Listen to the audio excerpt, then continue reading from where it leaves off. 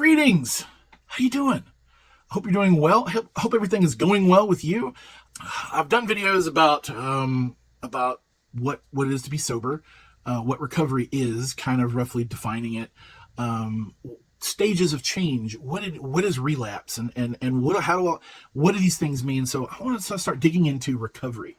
What is recovery? Recovery is kind of fixing things, right? Recovery is where you have gotten sober, your mind is clear, and now you can think calmly, rationally, and you've come up with a plan for how you're going to stay that way. It's kind of an action plan. This is what I'm going to do. So what does that mean? Well, have you heard of Maslow's pyramid?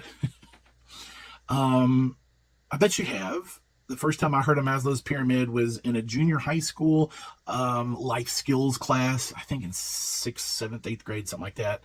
And they talked about Maslow's pyramid. I was like, okay, that's interesting. Yay. I didn't quite understand what it meant to me. But I'm gonna tell you how this fits into things. But first, let's talk about Maslow and the pyramid. So Abraham Maslow was a psychological theorist, and he did a lot of research in human needs. And what does it mean? What are human needs? How do we fill those needs? And how do we do that? So his original theory, now his theory changed in later years, but I'm talking about his original theory, and it was kind of conceptualized as a pyramid. And the idea is pyramids divided into levels, and you can't fully meet higher levels until the levels underneath them are taken care of. At the very bottom is physiological needs. This is stuff your body just needs for basic physical health. So safety is important. However, why is safety not a base need?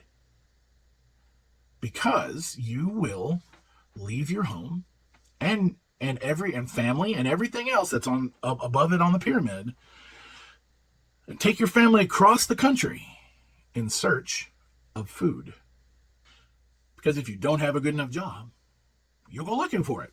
You got to find a way to feed your family and take care of yourself and your family. So that's why safety needs are on the second level. They're important, but they're not something that is quite the same. Okay, air, water, temperature regulation.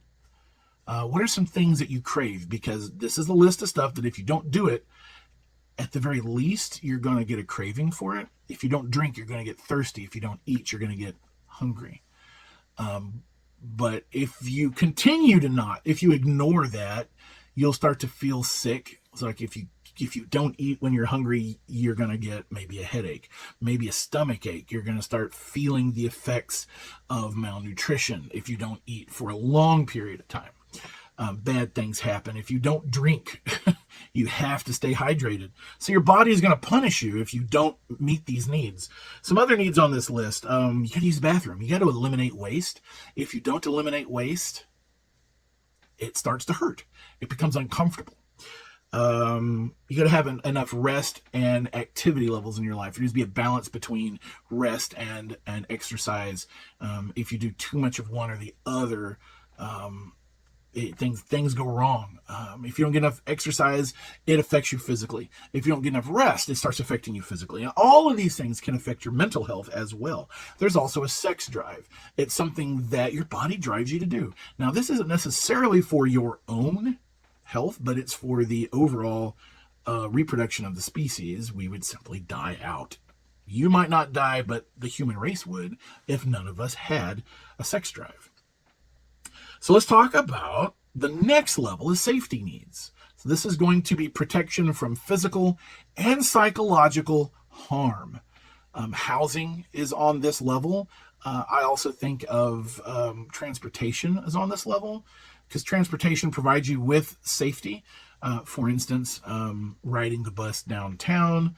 I live in Cincinnati. Living the bus, Cincinnati, Ohio, if you ride the bus downtown, it's in no major city, a downtown area is typically a sketchy place to be walking around, especially in Cincinnati. And if you have transportation, it provides a greater sense of safety you get from your home to your work. And hopefully these are safe places.